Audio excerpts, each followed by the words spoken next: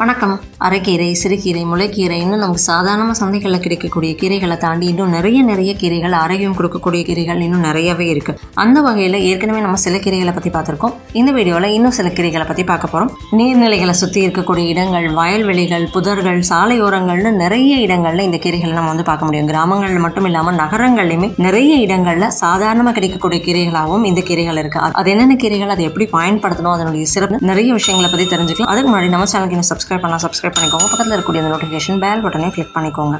இது பொடுதலை கீரை. ஏற்கனவே நம்மளோட சேனலில் இந்த பொடுதலை கீரையை எப்படிலாம் பயன்படுத்தலாம் அப்படின்னு சில வீடியோஸ் இருக்குது. கண்டிப்பாக பார்க்காதவங்க பாருங்கள். இந்த பொடுதலை கீரையோட சிறப்பு என்ன அப்படின்னா, பொடுகை நீக்கக்கூடிய கீரை, சருமத்தில் வரக்கூடிய நோய்களுக்கு ஒரு அற்புதமான கீரை. ரொம்ப அழகாக சின்ன சின்ன மலர்களோட அப்படியே தரையிலேயே படரக்கூடிய ஒரு கீரை. இது நிறைய நாடுகளில் இது ஒரு அழகு செடியாகவும் தோட்டங்களில் பராமரிக்கப்படுது. இந்த கீரையினுடைய பயன்கள்னு பார்த்தோம்னா, காய்ச்சலை குறைக்கக்கூடியதாகவும், வயிற்றுப்போக்கு மாதிரியான பிரச்சனைகளுக்கு ஒரு சிறந்ததாகவும் இருக்குது. உடலில் ஏற்படக்கூடிய சூட்டை குறைக்கிறதுக்கும், சிறுநீரகத்தில் வரக்கூடிய சில பிரச்சனைகளை தீர்க்கக்கூடிய ஒரு கீரையாகவும் இருக்கு. ரத்தத்தை சுத்தம் செய்யக்கூடிய இந்த கீரை உடல்ல இருக்கக்கூடிய நச்சுக்களையும் நீக்கக்கூடிய கீரையாகவும் இருக்கு. சிறந்த நோய் எதிர்ப்பு சக்தி கொடுக்கக்கூடிய ஒரு கீரை. ரொம்ப அழகான இலைகளோட, ரொம்ப அழகான சின்ன மலர்களோட நம்ம இந்த கீரையை சாதாரணமாக நிறைய இடங்கள்ல பார்க்க முடியும். பொதுவாக நீர்நிலைகள் அதிகமாக இருக்கக்கூடிய இடங்களை சுற்றி இந்த கீரையை அதிகமாகவே நம்ம பார்க்க முடியும். பொடுகுக்கு இந்த கீரையில நம்ம என்ன தயாரிச்சும் பயன்படுத்தலாம். அது மட்டும் இல்லாமல் இந்த கீரையை சட்னி செஞ்சு சாப்பிடலாம், கூட்டா செஞ்சு சாப்பிடலாம். இந்த கீரையை ஒரு மூலிகை தேநீராகவும் நம்ம செஞ்சு சாப்பிடலாம்.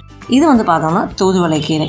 பெரும்பாலும் நிறைய பேருக்கு தெரிஞ்சிருக்கக்கூடிய ஒரு கீரை தான். சாதாரணமாக குழந்தைகளுக்கு வரக்கூடிய பிரச்சனைகளுக்கு அதிகமாக பயன்படுத்துறது உண்டு. மற்றபடி இந்த கீரைகளை நிறைய பேர் பயன்படுத்துறதே கிடையாது. ஆனால் இதோட சிறப்பு என்ன அப்படின்னு பார்த்தோம்னா, குரல்ல வரக்கூடிய பிரச்சனைகளுக்கு ஒரு அற்புதமான மருந்து. இது ஒரு குரல் கீரை அப்படின்னு கூட சொல்லலாம். அதாவது பேச்சாளர்கள், பாடக்கூடியவங்களுக்கு அதிகமாக பயன்படக்கூடிய ஒரு சிறந்த கீரை இந்த தூதுவளை கீரை தான். சளி, இருமல், ஆஸ்மா மாதிரியான பிரச்சனைகளுக்கு, மூச்சுக்குழாயில் வரக்கூடிய பிரச்சனைகளுக்கு ஒரு அற்புதமான கீரை இது. தொண்டை வலியையும் குறைக்கும். உடல் வலி, சோர்வு மாதிரியான பிரச்சனைகள் ஒரு சிறந்த கீரை. செரிமானத்தை மேம்படுத்தக்கூடிய ஒரு கீரை இது. இந்த தூதுவளை கீரை இலைகள் எல்லாமே பார்த்தோம்னா சின்ன சின்ன முட்களோட இருக்கும். குழந்தைகளுக்கு இதை கஷாயமாகவும் கொடுக்கலாம், அப்படியும் கொடுக்கலாம், அப்படின்னா சட்னி செஞ்சு கொடுக்கலாம், அப்படின்னா ரசம் செஞ்சு கொடுக்கலாம். இந்த மாதிரி கொடுக்கும்பொழுது சளி, இருமல் மாதிரியான பிரச்சனைகள்லேருந்து ரொம்ப எளிமையாக குழந்தைகள் வெளிவர முடியும். இந்த கீரைகளை நம்ம உலர்த்திட்டு அதை நல்லா பொடியாக்கிட்டு ஒரு தேநீராகவும் நம்ம சாப்பிடலாம். ஆஸ்மாவுக்கு ஒரு சிறந்த கீரை இது.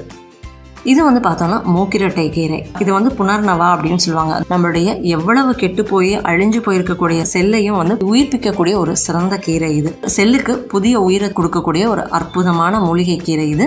ராஜ உறுப்புகள்னு சொல்லக்கூடிய உடல்ல இருக்கக்கூடிய எல்லா உறுப்புகளையும் புதுப்பிக்கக்கூடிய ஒரு கீரை. நீரிழிவு மாதிரியான பிரச்சனைகள் இருக்கவங்களுக்கு ஒரு அற்புதமான கீரை இது. சிறுநீரகம், கல்லீரல் சார்ந்த பிரச்சனைகளுக்கும் ஒரு சிறந்த கீரைன்னு கூட சொல்லலாம். உறுப்புகளில் வரக்கூடிய வீக்கங்களுக்கும் சிறந்தது.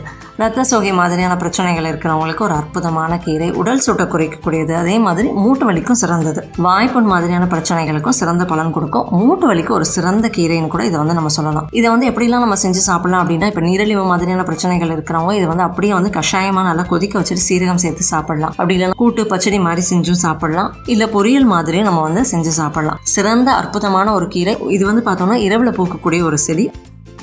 இது பார்த்தோம்னா அம்மான் பச்சரிசி. பொதுவாக நிறைய இடங்களில் சாதாரணமாக நம்ம பார்க்கக்கூடிய ஒரு கீரை தான் இது. இது பால் வரக்கூடிய ஒரு கீரை. இது நிறைய இடங்களில் ஆஸ்துமா கீரை அப்படின்னு கூட சொல்றது உண்டு. ஆஸ்மாவுக்கு ஒரு அற்புதமான மருந்து. அதே மாதிரி குழந்தை பெற்ற பெண்களுக்கு பால் சுரப்பு அதிகரிக்கக்கூடிய தன்மையும் இந்த கீரைக்கு ரொம்ப அதிகமாகவே இருக்கு. அதோட மூல நோய் மாதிரியான பிரச்சனைகள், வாய் புண், வயிற்று புண், ஒவ்வாமைக்கு சிறந்த ஒரு கீரை இது. அதிக ரத்தப்போக்கு, பேதி, சளி மாதிரியான பிரச்சனைகள், வீக்கத்தையும் குறைக்கக்கூடிய ஆற்றல் இந்த அம்மான் பச்சரிசி கீரைக்கு ரொம்பவே அதிகமாக இருக்கு. இந்த கீரையை நம்ம சாதாரணமாக சட்னி வச்சு சாப்பிடலாம், இல்லைன்னா கஷாயம் வச்சு சாப்பிடலாம், அப்படி இல்லைன்னா சாறு எடுத்தும் நம்ம சாப்பிடலாம். சாறு எடுத்து சாப்பிட்றது பார்த்தோம்னா மூல நோய்க்கும் ஆஸ்மா பிரச்சனைக்கும் ஒரு அற்புதமான பலனை கொடுக்கும். இது பார்த்தோம்னா லட்சக்கோட்டை கீரை. கிராமங்கள், நகரங்கள்ல எல்லா இடங்கள்லையுமே அழகுக்காக வளர்க்கக்கூடிய ஒரு அற்புதமான மரம் இது. இந்த இலைகள் பார்த்தோம்னா நல்ல வெளிர் பச்சை நிறத்துல ரொம்ப அழகா இருக்கும். இது கீரைன்னு நிறைய பேருக்கு தெரியாது. ஆனா எல்லா இடங்கள்லயும் நம்ம பார்க்கக்கூடிய ஒரு கீரை தான் இது. இதுக்கு ஒவ்வொரு ஊர்லயும் நிறைய பெயர்கள் இருக்கு. பொதுவாக லட்சக்கோட்டை கீரைன்னு சொல்றது உண்டு, சண்டி கீரைன்னு இது சொல்றது உண்டு. மூட்டு சம்பந்தமான பிரச்சனைகள், மூட்டு வலி, வாத நோய் ஒரு அற்புதமான மருந்து இந்த லட்சக்கோட்டை கீரை. உடல் சக்தியை அதிகரிக்கக்கூடிய ஒரு அற்புதமான கீரை. ரொம்ப அதிகமான சத்துக்கள் இருக்கக்கூடிய இந்த கீரையை வாரம் ஒரு முறையோ இல்லைன்னா மாதத்துக்கு 2-3 தடவை எடுத்துக்கிறதே போதுமான அளவா இருக்கும். இந்த கீரையை நம்ம சாம்பார், குழம்பு, கூட்டு செஞ்சு சாப்பிடலாம். நிறைய இடங்கள்ல இந்த கீரையை வடையிலையும் அப்படி இல்லைன்னா அடையாவும் செஞ்சு சாப்பிடுற ஒரு பழக்கமும் இருக்கு. நல்ல ஒரு சுவையான கீரை, சத்துக்கள் அதிகமா இருக்கக்கூடிய ஒரு அற்புதமான கீரை தான் இந்த லட்சக்கோட்டை கீரை.